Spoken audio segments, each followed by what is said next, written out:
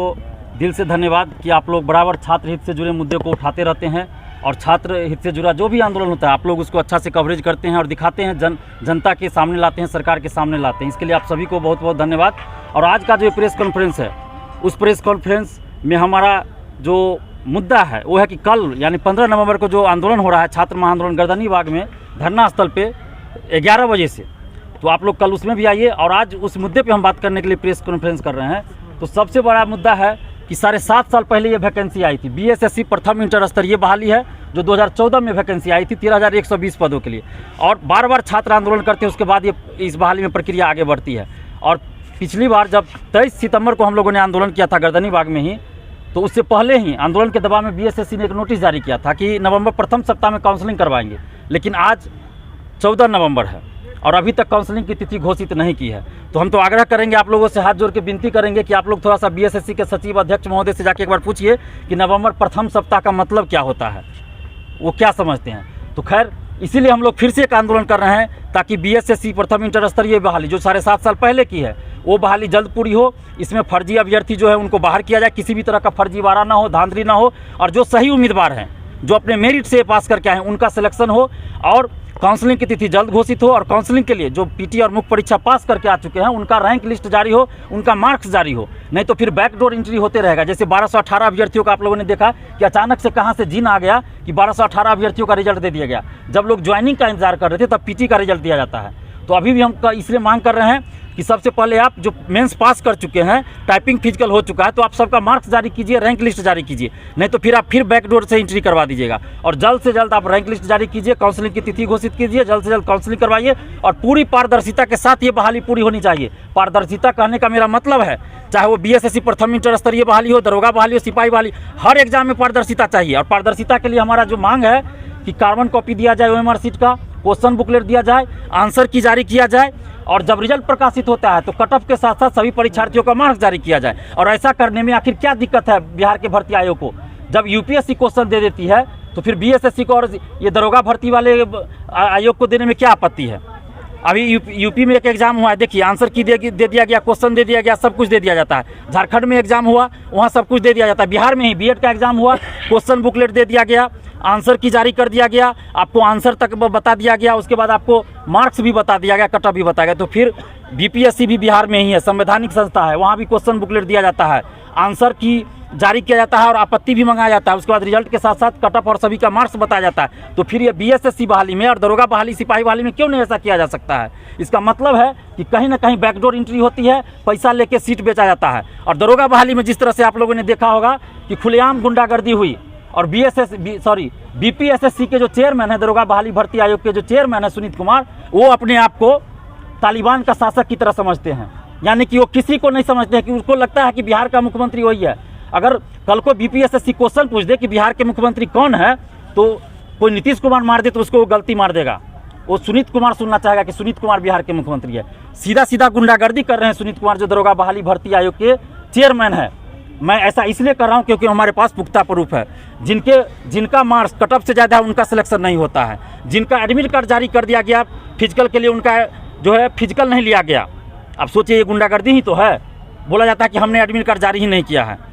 अभी भी सचिवालय से कोई लेटर गया है जो वायरल हुआ है, क्या सच्चाई है मैं नहीं जानता, लेकिन वो दिखाया गया है उसमें कि जो जांच हुई उसमें से सभी अभ्यर्थियों का जो आरोप था वो सही पाया गया है कि कट ऑफ से ज़्यादा रहने के बाद भी उनका सिलेक्शन नहीं हुआ, गड़बड़ी हुई। तो बीपीएसएससी से जवाब मांगा है। इसमें क्या सच्चाई है मैं नहीं कह सकता हूँ, लेकिन एक डिजिटल जो अखबार है उसमें ही आया था कल या परसों। तो हम मांग कर रहे हैं, पुनः नीतीश सरकार से भी मांग कर रहे हैं, सभी भर्ती आयोग से, कि आप पारदर्शिता लाइए। और 2213 दरोगा बहाली जो होने वाली है, पीटी जो 26 दिसंबर को निर्धारित है, तो बीपीएसएससी के चेयरमैन सुनीत कुमार जी सुन लीजिए, हम आपको चेता रहे हैं, आपको चेतावनी दे रहे हैं कि जो धांधली आपने 17 से 17 दरोगा में किया, 24 से 46 दरोगा बहाली में किया, आप सोच लीजिएगा कि इस 2213 दरोगा बहाली में करेंगे तो आपके लिए ये कब्र खोद देगा। आप सुधीर कुमार और परमेश्वर राम की तरह आप जेल जाने के लिए तैयार रहिए, क्योंकि अभी भी हम लोग 17 से 17 और 24 से 46 दरोगा बहाली को नहीं भूले हैं। कोई भूल जाएगा, दिलीप कुमार नहीं भूलेगा उस धांधली को। दिलीप कुमार ये नहीं भूलेगा कि सच्चाई की लड़ाई लड़ते लड़ते और पारदर्शिता की मांग के लिए जब हम आंदोलन कर रहे थे तो आपने हमें 15 दिन के लिए जेल में भेजा था। और अभी भी हम मांग कर रहे हैं कि पारदर्शिता लाइए। और कल जो हम लोग का महाआंदोलन है पटना के गर्दनी बाग धरना स्थल पे 11 बजे से, उसका जो प्रमुख मांग है प्रमुख मांग यही है कि काउंसलिंग की तिथि घोषित कीजिए, फर्जी अभ्यर्थियों को बाहर कीजिए और काउंसलिंग के लिए जो मुख्य परीक्षा पास कर चुके हैं उनका मार्क्स जारी कीजिए, रैंक लिस्ट जारी कीजिए और जल्द से जल्द बहाली पूरा कीजिए और काउंसलिंग में सीट से 2 गुना ज़्यादा अभ्यर्थियों को बुलाए। मैं ऐसा इसलिए कर रहा हूँ क्योंकि ये बहाली 7.5 साल पहले की है और इन 7.5 सालों में ये 53,000 से ज़्यादा जो अभ्यर्थी है रोज़ तकलीफ झेल रहे हैं, दिन रात परेशान है। वो दिन रात BSSC का जो है साइट चेक कर रहे हैं कि कब कोई नोटिफिकेशन आएगा और काफ़ी दुख झेल रहे हैं। और इसमें से सैकड़ों ऐसे अभ्यर्थी होंगे जो कहीं ना कहीं जॉब में भी चले गए होंगे, कोई बिजनेस कर लिए होंगे, तो उनको अगर अच्छा पद यहाँ नहीं मिलेगा उनके मन मुताबिक तो वो ज्वाइन नहीं करेंगे। हो सकता है रैंक देख के वो काउंसलिंग में ही ना जाए। तो ऐसी परिस्थिति में सीट खाली रहने का डर है। तो 7.5 साल से कोई जॉब का इंतजार कर रहे हो और दूसरी तरफ अगर एक भी सीट खाली रह जाती है तो ये कहीं ना कहीं इन अभ्यर्थियों के साथ, बिहार के छात्र छात्राओं के साथ बहुत बड़ी नाइंसाफ़ी होगी, बहुत बड़ा अन्याय होगा। तो ऐसा नहीं होना चाहिए।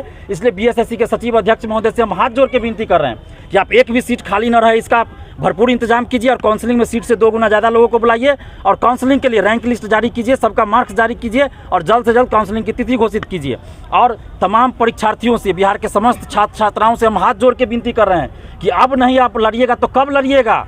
मुझे इस बहाली से कोई मतलब नहीं है, मुझे इस बहाली से व्यक्तिगत रूप से कोई मतलब नहीं है, लेकिन मैं आप लोगों के लिए इसलिए लड़ रहा हूं क्योंकि यहाँ अन्याय हो रहा है, शोषण हो रहा है, गलत हो रहा है। 7.5 साल से एक बहाली को पूरा नहीं करना ये बहुत बड़ा अपराध है और इसलिए मैं आप लोग के हित के लिए आप लोग के साथ कदम से कदम मिला के लड़ रहा हूँ। लेकिन आप लोग को इस बहाली से नौकरी लेनी है, उसके बावजूद अगर आप घर बैठे रहिएगा तो आपके लिए कल को कोई लड़ने भी नहीं आएगा और एक तरह से एक गुलाम मानसिकता की पहचान होगी। आप अपने आप को गुलाम बना दीजिएगा। तो ऐसा मत कीजिए, अन्याय और शोषण के खिलाफ आवाज़ उठाइए और जो भी बिहार के छात्र छात्रा हम सभी से अपील कर रही है, मत सोचिए कि ये BSSC वालों का आंदोलन है।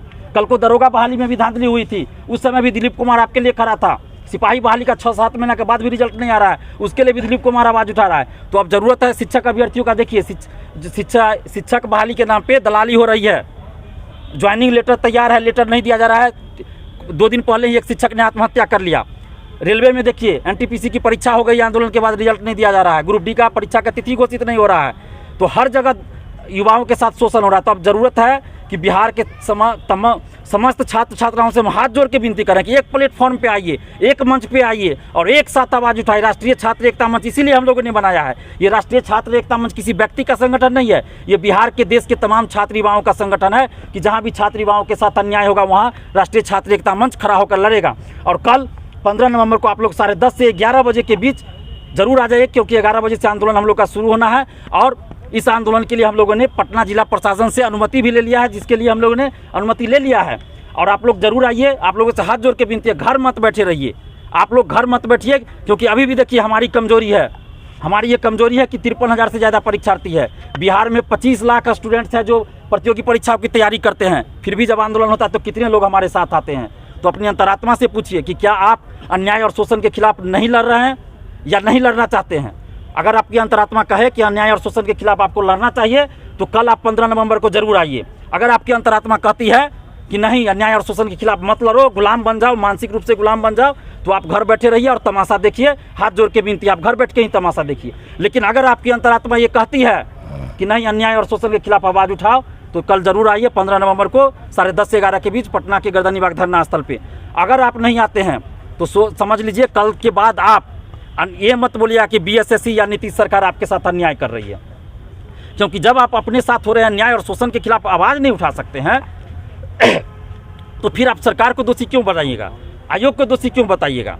तो इसलिए आपको आना चाहिए और ज़रूर आइए। हम पुनः आप लोगों से हाथ जोड़ के विनती कर रहे हैं कि किसी एक की लड़ाई नहीं है, ये बिहार के तमाम छात्र छात्राओं की लड़ाई है, ये बिहार के वर्तमान और भविष्य की लड़ाई है। क्योंकि जब तक ये बहाली पूरी नहीं होगी, आगे भी कोई बहाली आएगी तो वो भी 7 साल 6 साल 5 साल लग सकता है। तो अंत में यही कहूँगा, आप सभी मीडिया बंधुओं को दिल से धन्यवाद और सभी परीक्षार्थियों से छात्र छात्राओं से आग्रह करते हैं कि कल 15 नवंबर को आप लोग गर्दनीबाग धरना स्थल 10:30 से 11 के बीच जरूर पहुँचिए। धन्यवाद, जय हिंद। अगर आप लोग मीडिया बंधुओं को कोई सवाल करना हो तो आप लोग बेहिचक कीजिए, हम लोग तैयार हैं, आपका सवालों का जवाब देना हम चाहेंगे। सारा कुछ तो पहले ही बता दिया, नहीं फिर भी अगर कोई सवाल हो। पिछले बार आंदोलन में चिराग पासवान आए थे, लेकिन उनके आने के बाद आपने उन पर कई आरोप भी लगाए थे। देखिए हमने नेताओं पे आरोप जरूर लगाया, बहुत बार लगाया है, और वो व्यक्तिगत नहीं है, वो जमीनी स्तर पे जो होता है उसके आधार पे हम बोलते हैं। आप बताइए बिहार का कौन नेता है जो BSSC प्रथम इंटर स्तरीय बहाली को लेकर अपने कार्यकर्ताओं के साथ, पार्टी के साथ सड़क पे उतरा है? कोई एक नेता का नाम आप लोग बता दीजिए, कोई नेता बिहार का हो, चाहे वो छात्र नेता हो, युवा नेता हो, या किसी पार्टी का बड़ा नेता हो, उप मुख्यमंत्री के उम्मीदवार हो, विपक्ष के नेता हो, या किसी भी पार्टी के नेता हो, क्या वो अपने पार्टी की तरफ से कार्यकर्ताओं के साथ कभी सड़क पे उतरे हैं? कभी नहीं उतरे हैं। क्या इन लोगों ने कभी समर्थन किया है? नहीं किया है। तो एक दिन आप आंदोलन में भीड़ देख के कोई आ जाते हैं, हम धन्यवाद देते हैं उसके लिए भी। जो भी आए, चिराग पासवान जी, संदीप सौरभ जी और रितु जायसवाल जी आई उस दिन 23 सितंबर को, तो हम उनको धन्यवाद देते हैं। लेकिन क्या आने का मकसद उनका क्या था? हम किसी से डरते नहीं हैं। जो आपने सवाल किया उसका हम जवाब देना जरूरी समझते हैं। तो फिर चिराग पासवान जी उसके बाद क्या किए? क्या बीएसएससी के सचिव से जाके मिले? नहीं मिले। बीएसएससी ने नोटिस पहले ही जारी कर दिया था, 23 सितंबर के आंदोलन से पहले ही नोटिस जारी कर दिया आंदोलन के दबाव में कि नवंबर प्रथम सप्ताह में काउंसलिंग शुरू होगी। नवंबर प्रथम सप्ताह में काउंसलिंग शुरू नहीं हुई। क्या बिहार के किसी नेता ने आवाज़ उठाई कि नवंबर प्रथम सप्ताह में काउंसलिंग शुरू होनी थी, क्यों नहीं हुई? क्या बीएसएससी के चेयरमैन से जाके पूछा? बीएसएससी के सचिव से जाके किसी नेता ने पूछा? किसी ने नहीं पूछा। इसलिए मैंने आरोप लगाया था कि सिर्फ कहने से नहीं होगा, करके दिखाइए तब मानेंगे। हम किसी नेता का विरोधी नहीं है, किसी नेता का समर्थक भी नहीं है, किसी पार्टी का ना समर्थक है ना विरोधी, लेकिन जो अच्छा काम करेगा हम उसका समर्थन करेंगे। जो युवाओं के साथ गलत करेगा हम उनका विरोध भी करेंगे। हम नीतीश सरकार का विरोध क्यों कर रहे हैं? नीतीश जी से मेरा कोई पर्सनली दुश्मनी तो नहीं है, ना ही उनकी पार्टी से है, ना ही मैं किसी पार्टी का कार्यकर्ता हूं, ना किसी पार्टी का नेता हूं। हम नीतीश सरकार का विरोध इसलिए कर रहे हैं क्योंकि नीतीश जी 15-16 सालों से मुख्यमंत्री है, और अभी अगर सरकार कुछ गलत करती है, कोई भर्ती आयोग कुछ गलत करता है, तो लोकतंत्र में सरकार से ही सवाल होगा और विपक्ष से भी सवाल होता है, लेकिन सरकार से ज़्यादा होगा इसलिए कि सरकार गलती कर रही है। और विपक्ष से सवाल इसलिए होगा कि सरकार जब गलत कर रही है तो विपक्ष क्या कर रही है? विपक्ष को जनता की आवाज़ बनना चाहिए, तो विपक्ष चुपचाप क्यों मुर्दा बना हुआ है? विपक्ष को क्या डर है? क्यों नहीं विपक्ष इस मुद्दे को लेकर सड़क पर उतर रहा है? दरोगा बहाली में खुलेआम धांधली होती है। परीक्षार्थी मांगते हुए एमआरसीट का कार्बन कॉपी छाया पड़ती, तो जवाब आता है कि आरटीआई के दायरे में नहीं आता है। किसी को जवाब आता है कि आपका जो मार्क्स है वो अपलोड कर दिया गया था अगस्त में। एक परीक्षार्थी को जवाब आया है, वो भी जब प्रथम अपीलीय प्राधिकार के पास गया, तब उनको जब वहाँ से आदेश दिया गया कि इसका आप मार्क्स दिखाइए, एमआरसीट दीजिए, तब उनको क्या आया है? 1000 का बैंक ड्राफ्ट दीजिए। 1000 का बैंक ड्राफ्ट मांगा जा रहा है, तब ओएमआर-शीट का कार्बन कॉपी वो दिखाया जाएगा। अब वो भी क्या किया जाएगा? जब आप मार्क्स पहले दिखा दिए, ओएमआर-शीट बाद में दीजिएगा, तो जाहिर सी बात है उसको मैनेज कर लीजिएगा, जितना मार्क्स दिखाए उतना ही दिखाए। तो पहले आप ओएमआर-शीट क्यों नहीं दीजिएगा? जब लिखा रहता है परीक्षा देने जाते कैंडिडेट कॉपी, तो कैंडिडेट कॉपी का मतलब ये नहीं होता कि बीपीएसएससी के चेयरमैन सुनीत कुमार का कॉपी है। स्टूडेंट का कॉपी तो स्टूडेंट को दीजिए, परीक्षार्थी को दीजिए।